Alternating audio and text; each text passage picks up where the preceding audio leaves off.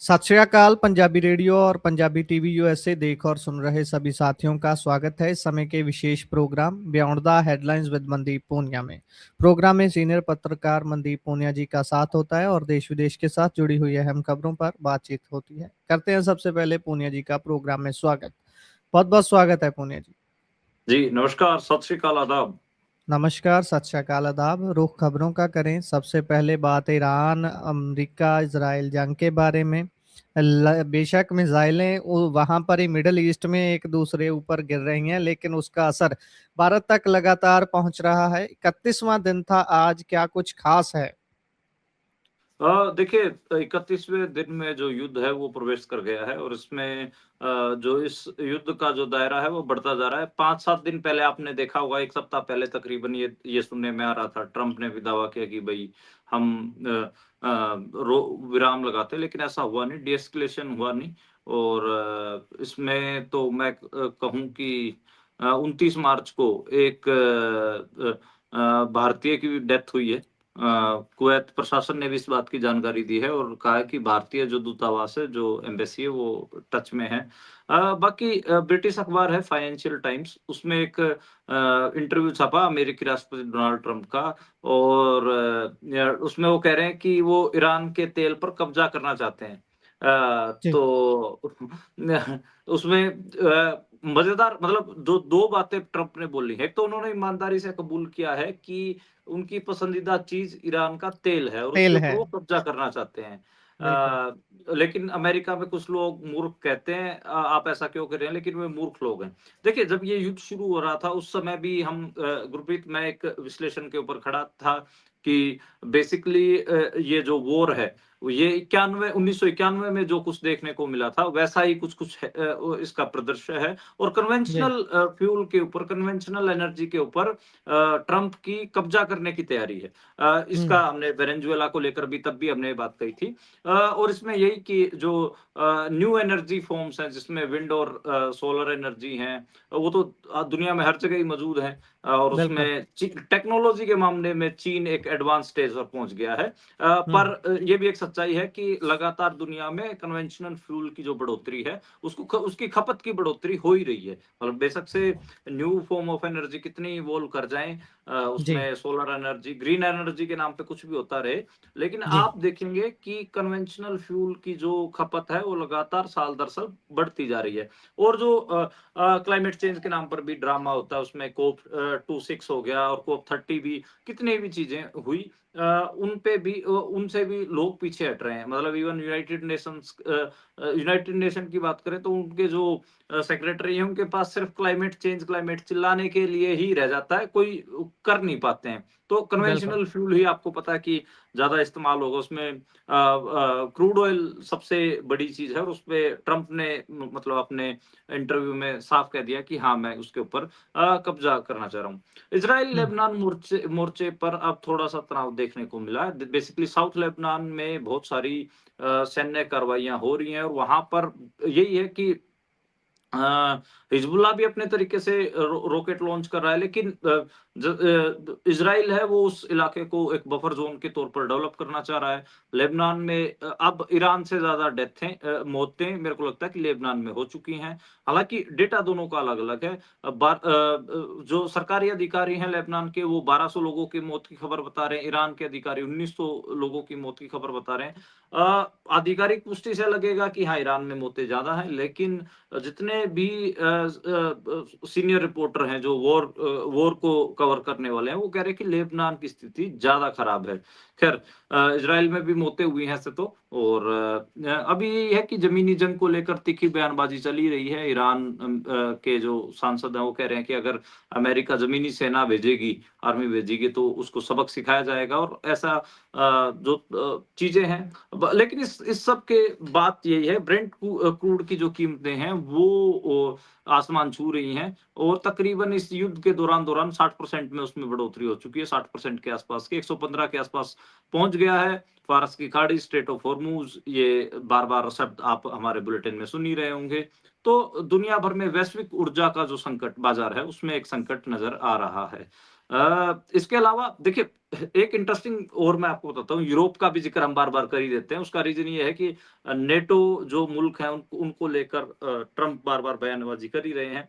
आज एक इंटरेस्टिंग ये हुआ कि स्पेन ने दोबारा से अमेरिका को अपना एयर स्पेस यूज़ करने के लिए मना कर दिया।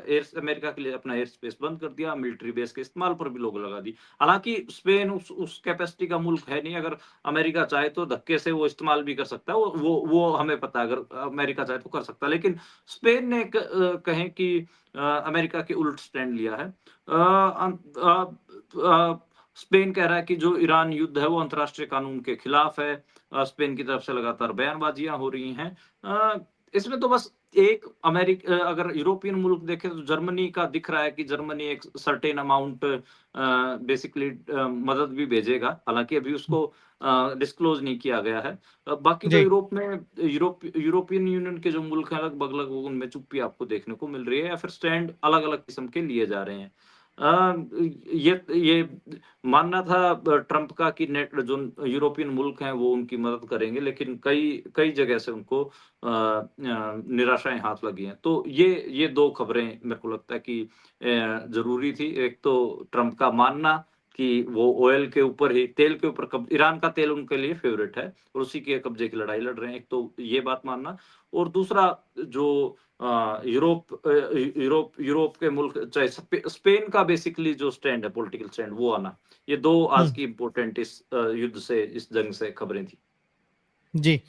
और इससे अगर आगे बढ़ें, अगली बात करें तो जंग का असर रुपए पर भी लगातार देखने को मिल रहा है। रुपया आज 95 से भी और नीचे गिर गया। हाँ, डॉलर के मुकाबले भारत का रुपया लगातार कमज़ोर होता जा रहा है। हुँ, अब ये तस्वीर, जो बात कह रहे थे कि जो ये इतना कमज़ोरी की तरफ बढ़ रहा है कि शायद 100 का आंकड़ा भी पकड़ ले, यानी कि $1 के बरक्स ₹100 भारतीय, ऐसा भी स्थिति बन सकती है। आज का अगर बात करें तो $1 ₹95.22 के थे, तो इतना कमज़ोर, ये कह सकते हैं कि सबसे निचला स्तर है और लगातार गिरता ही जा रहा है।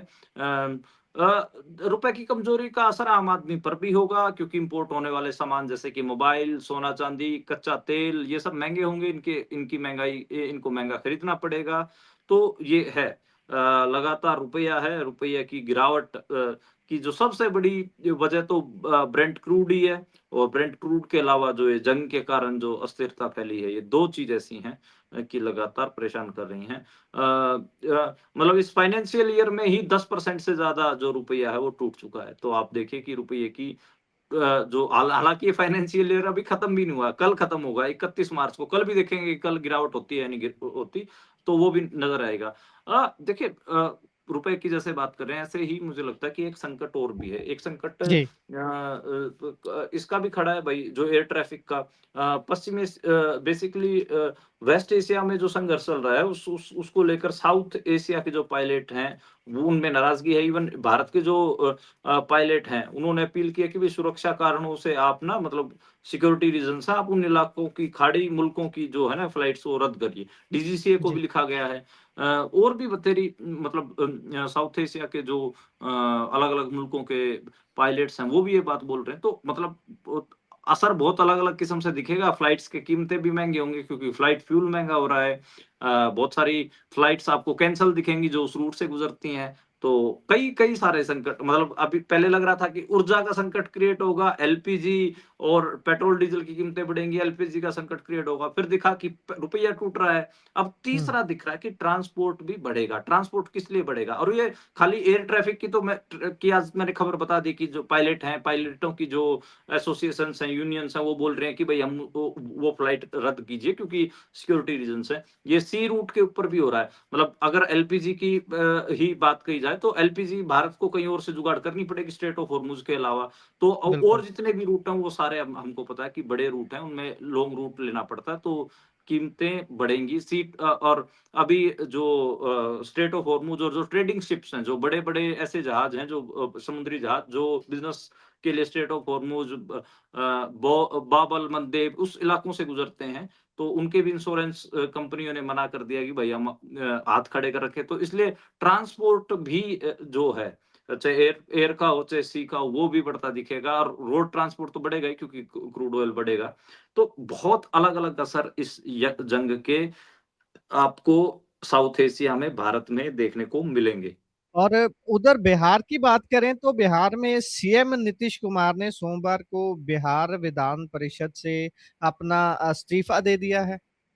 हाँ, वो राज्यसभा के वो मेंबर चुने जा चुके हैं, तो अब उनको स्वाभाविक सी प्रक्रिया कि वो एमएलसी के अपने पद से इस्तीफा देंगे, यानी कि वो अब मुख्यमंत्री हट रहे हैं।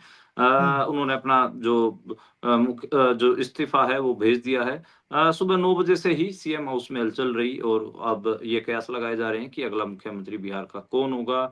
ललन सिंह से लेकर और कई अवधेश नारायण और कई ऐसे नितिन नबीन, बहुत ऐसे लोग हैं जो लगातार चक्री काट रहे हैं और कोशिश कर रहे हैं कि किसी किसी न किसी का दाँव लगे।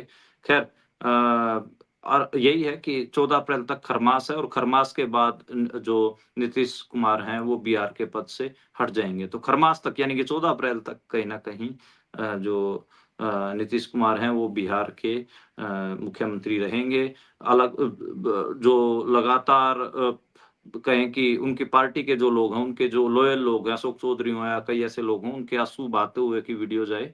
लेकिन बीजेपी ने बेसिकली एक ऐसी पार्टी को खा लिया है जो जिसके कंधों के ऊपर चढ़ के वो बिहार में थोड़े बहुत एमएलए जीत पाती थी पहले और आज देखना आप उन्हीं का ही बीजेपी ही अपना मुख्यमंत्री बनाएगी। यानी कि अमित शाह एक और क्षेत्रीय पार्टी को खा गए हैं।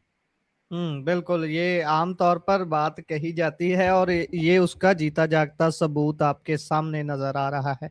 इससे आगे बढ़ें तो निशाने पर लगातार पत्रकार रहते ही हैं, वे बेशक वो स्टेट की बात हो, बेशक वो सेंटर की बात हो। अभी सरकारी आदेश के ऊपर पॉलिटिक्स, नेशनल, दस्तक समेत कई फेसबुक पेज हैं जो मीडिया अदारों के, उनको बैन कर दिया गया है भारत में। इसको कैसे देखा जाए? क्या खतरा है इनसे? देखिए डिजिटल न्यूज़ प्लेटफ़ॉर्म पॉलिटिक्स हो, नेशनल दस्तक हो, न्यूज़ डिगी हो, इनका एक अपना आधार था, इनकी पूरे देश भर में एक पहचान थी। नेशनल दस्तक जैसे बहुजनों के इश्यू उठाते थे, पॉलिटिक्स पे आपको दिखता था कि शार्प बीजेपी का क्रिटिसिज़्म दिखता था। न्यूज़ डिगी पे भी बहुत आपको क्रिएटिव कंटेंट दिखता था। कॉमेडियन राजीव निगम हैं, राजीव निगम बहुत शानदार मतलब भारत के टॉप कॉमेडियन में से एक माने जाते हैं। कुणाल कामरा को तो नई जनरेशन जानती है, राजीव निगम का और भी इनसे भी बड़ा नाम है। मतलब पॉलिटिकल सटायर में राजीव निगम इनसे भी ऊपर की चीज़ है। तो राजीव निगम का भी फेसबुक पेज बंद कर दिया गया है, यानी कि साइलेंस। अ, ऐसे लोग जो चाहे तो क्रिटिसिज़्म कर रहे हैं या सत्ता का या शासक का मज़ाक उड़ा रहे हैं, दोनों को ही साइलेंस करवाया जा रहा है। कुछ दिन पहले भी मैंने आपको बताया था कि बहुत सारे पैरोडी पेज, ऐसे पेज जो कि सटायर करते थे सरकार के ऊपर, उनको बंद किया गया था। एक जो इंस्टाग्राम पे भी बहुत सारी ऐसी रीलें हटाई गई थी जो नरेंद्र मोदी का मज़ाक उड़ाने वाली थी। तो सरकार अब जो फैक्ट बेस्ड क्रिटिसिज़्म है उससे भी घबरा रही है और जो लोगों द्वारा सरकार का मज़ाक उड़ाया जा रहा है उससे भी घबरा रही है। तो ये दो तरफ़ा फ्रीडम ऑफ स्पीच के ऊपर हमला है। पहले ये था कि चलो पत्रकारों को चुप करवा दिया, पत्रकारों को जेल डाल दिया, पत्रकारों के चैनल बंद कर दिए। अब तो इनके चपेटे में कॉमेडियन भी हैं, इनके चपेटे में आम लोग भी हैं, ऐसे लोग भी हैं जो हल्का-फुल्का मज़ाक अब वो स मध्य प्रदेश का ही हमने एग्ज़ाम्पल दिया था कुछ दिन पहले, खबर भी की थी कि वहाँ पर एक टीचर थे, उन्होंने मोदी की मिमिक्री कर दी थी, उसको भी नौकरी से बर्खास्त कर दिया था। ख़ैर हाई कोर्ट से वो उसका सस्पेंशन रुका है, नहीं तो उसको सस्पेंड कर दिया गया था। तो ये बड़ा अजीब है और इसको अनडिक्लेयर्ड इमरजेंसी तो कह ही सकते हैं। मैं देख रहा था पॉलिटिक्स के जो संपादक हैं नीरज झा, वो उन्होंने लिखा भी कि हम भई ऐसी पत्रकारिता कर रहे थे जिसका मकसद जनहितैषी मुद्दों को उठाना था, लेकिन सरकार और वैज्ञानिक चेतना का प्रसार करना था, लेकिन सरकार ने हमारी बात को दबा दिया, हमारे मुँह को बंद कर दिया। नेशनल दस्तक जो कि बहुजन कंटेंट को ज़्यादा चलाता है, जिसमें दलित, आदिवासी, ओबीसी कंटेंट ज़्यादा होता है, उसको भी बंद कर दिया गया। तो सरकार कई कई लेवल पर घेरने को लगी हुई है। कुछ दिन पहले यूट्यूब चैनल था 4 पीएम न्यूज़, उसको भी बंद कर दिया गया था। तो अलग-अलग किस्म के मतलब आपको मोर्चों पे हमले दिख रहे हैं। जी, बिल्कुल न हमले सीधे या असीधे दोनों तरीके से लगातार हो रहे हैं। बात अभी असम की करते हैं। असम में गृह मंत्री और सीएम लगातार ये दावे करते हैं कि यहाँ पर घुसपैठ हो रही है, घुसपैठिए आ गए हैं, ऐसे ये सारे दावे जब इन दावों के ऊपर डाटा माँगा जाता है तो सरकार उससे साफ-साफ इनकार कर रही है। हाँ, बड़ा अजीब है कि असम में और पश्चिम बंगाल में बीजेपी का चुनावी मुद्दा घुसपैठिए हैं।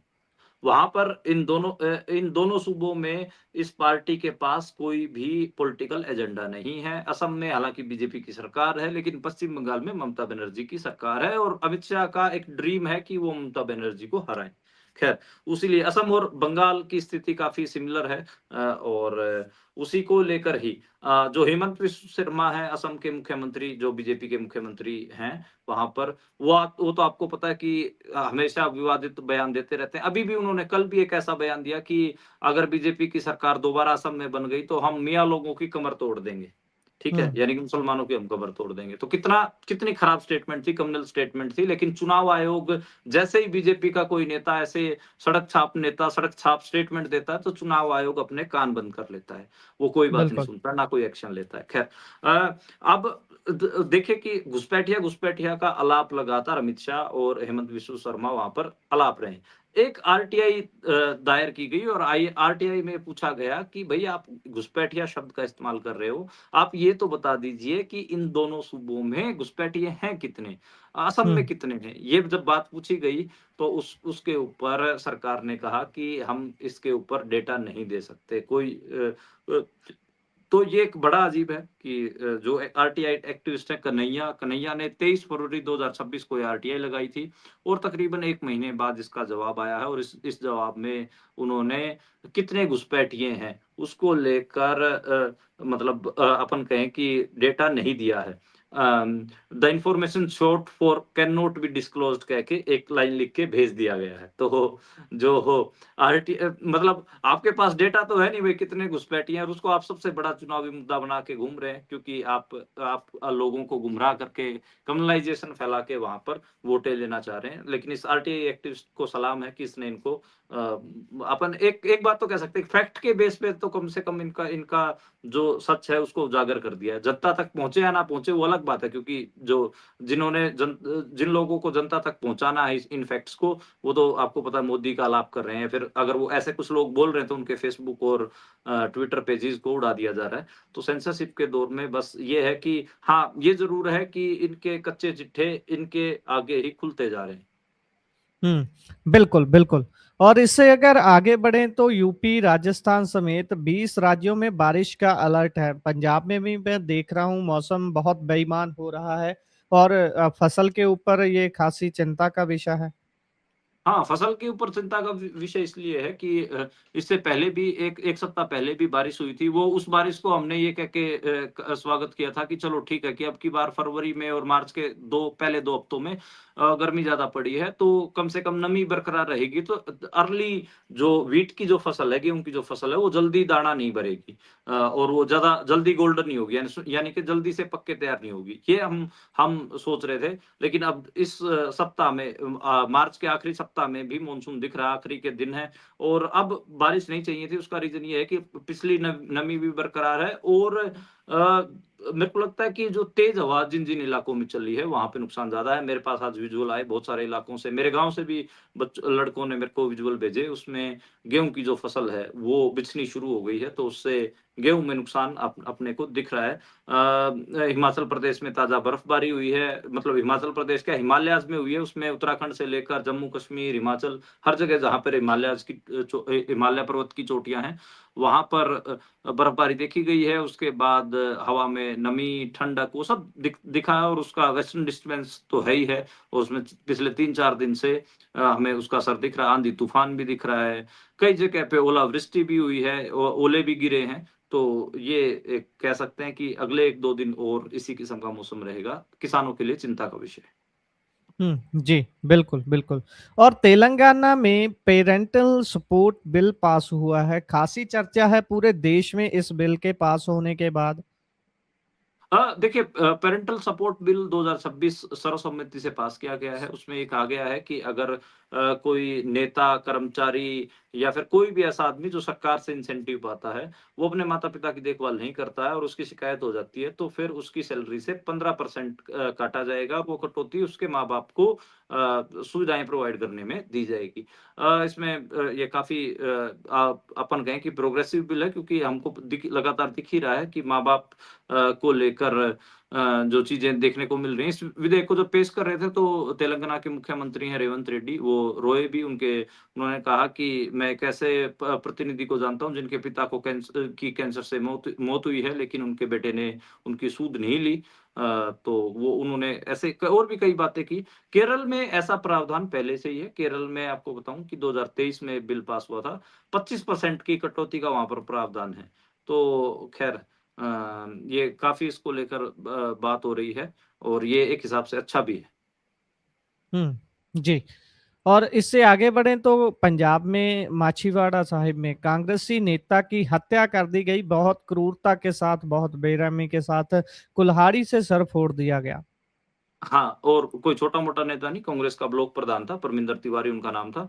और जी। कल शाम रविवार को 6 बजे उनको 2 बदमाश उठा के लेके गए थे और उसी दौरान उनको मार-मार के उनकी हत्या कर दी गई है। हुँ, बड़ा मौके पे जो खून था वो बहुत ज़्यादा दिखा और उसमें जो मतलब कांग्रेसी लोग थे, क्योंकि जो तिवारी साहब थे उनकी ठीक-ठाक एरिया में पकड़ थी। तो परमिंदर को लेकर बहुत सारे कांग्रेसी नेता वहाँ पर जमा भी हुए हैं। ये स्टेट ऑफ अपन कहें कि लॉ एंड सिक्योरिटी का ये तस्वीर है। आज मैं अमृतसर की खबरें देख रहा था, क्राइम की ही। मैंने हालाँकि बुलेटिन में ली नहीं, लेकिन 3-4 मौत की खबरें थी उसमें। उसमें एक स्विगी वाले को बेसमेंट में मार दिया, एक की लाश मिली है सड़क के किनारे, किसी को कहीं मार दिया गया। तो मेरे को लगता है कि सीरियसली पंजाब में जो लॉ एंड ऑर्डर की स्थिति है वो बिगड़ रही है। ध्यान देना चाहिए। खुद आम आदमी पार्टी के जो नेता हैं वो इन बदमाशों के टारगेट पे रहे हैं, मारे जा चुके हैं और अब कांग्रेस के ब्लॉक प्रधान की डेथ हुई है। तो अब नेता स्तर के लोगों की जान नहीं मतलब सुरक्षित नहीं है, तो फिर आम लोग कहाँ से सुरक्षित होंगे? तो पंजाब में लॉ एंड ऑर्डर की स्थिति लगातार बिगड़ रही है। सरकार हुँ। कुछ भी दावे करते रहे कि हम गैंगस्टर्स के खिलाफ एक पूरी मुहिम छेड़ रहे हैं, हम तो नशे के खिलाफ युद्ध स्तर की मुहिम छेड़ी हुई है, लेकिन सच्चाई आपके सामने है। गैंग्स भी ऐसे ही ऑपरेट कर रहे हैं, फिरौतियाँ भी माँगी जा रही हैं, और लोगों को देखिए आप दिन दहाड़े कैसे मारा जा रहा है। बिल्कुल, बिल्कुल। अगली खबर भी कांग्रेस से ही जुड़ी हुई है। पंजाब कांग्रेस के पूर्व नेता के बेटे ने सुसाइड कर लिया है। उनके पिताजी भी थोड़े समय पहले ही उनका भी देहांत हुआ था और अभी उनके बेटे ने एक वीडियो बनाई और उसके बाद खुद को गोली मार दी। देखिए, मोड़ मंडी से कांग्रेस की टिकट पर चुनाव लड़ा था सुखराज नत्थ, उनके बेटे देवेंद्र नत्थ ने आत्महत्या की है और अपनी लाइसेंसी पिस्टल से गोली मारी है। चंडीगढ़ के बिल्डर के ऊपर उन्होंने आरोप लगाया और कहा है कि मेरे साथ 4 करोड़ रुपए का फ्रॉड किया। जो बिल्डर था उसको गुरमीत सिंह खुडिया का और कांग्रेस के जो नेता हैं चरणजीत सिंह चन्नी का फ़ोन भी करवाया, फिर भी उनको इंसाफ नहीं मिला और उन्होंने 30 बोर की पिस्टल से खुद को गोली मार ली है। उनकी मौके पे मौत हो गई है। सुषमा ग्रुप के 3 पदाधिकारियों के ऊपर उन्होंने आरोप लगाए हैं। सुषमा बिल्टेक ग्रुप ने उनको धोखा दिया है, तो पूरा परिवार जो है वो मायूस है और जो उनके पिता थे सुखराज नत्थ, उनकी भी डेथ हो चुकी है। तो ये बड़ी अफ़सोस की खबर रही। पंजाब में इस किस्म की जो खबरें हैं, वो काफ़ी हमें देखने को मिल रही हैं और मेरे को लगता है कि जैसे-जैसे इकोनॉमिक क्राइसिस आगे गहराएगा, उसमें फ्रॉड के केस और ऐसी चीज़ें आपको देखने को मिलेंगी और इसमें मतलब ये नहीं है कि सिर्फ़ आम लोग ही प्रभावित होंगे। ऐसे लोग अब जैसे इनके फ़ादर थे, वो मोड़ मंडी से उन्होंने कांग्रेस की टिकट पे चुनाव भी लड़ा है, तो मतलब ठीक-ठाक परिवार से थे। तो ऐसे नौजवान भी आपको प्रभावित दिखेंगे। तो बहुत इस संकट की इकोनॉमिक क्राइसिस के संकट में बेसिकली ठगी-ठोरी की जो घटनाएँ होती हैं, वो ज़्यादा बढ़ती हैं। अब अभी मैं देख रहा हूँ ट्राई सिटी में कितना करोड़ों अरबों रुपए घूम रहा है। किसी ने बिल्डरों में लगा रखे हैं, किसी ने प्लॉट्स में लगा रखे हैं, किसी ने फ्लैट्स में लगा रखे हैं, कोई कमर्शियल प्रॉपर्टीज़ खरीद रहा है। तो अगर ये बहुत सारे ऐसे मेरे को लगता है कि केसेज़ अब आगे आने वाले दिनों में बढ़ेंगे। बिल्कुल। इसी के साथ प्रोग्राम का समय यहाँ समाप्त होता है। आप जुड़े जानकारियाँ साझा की, बहुत-बहुत धन्यवाद। धन्यवाद गुरप्रीत।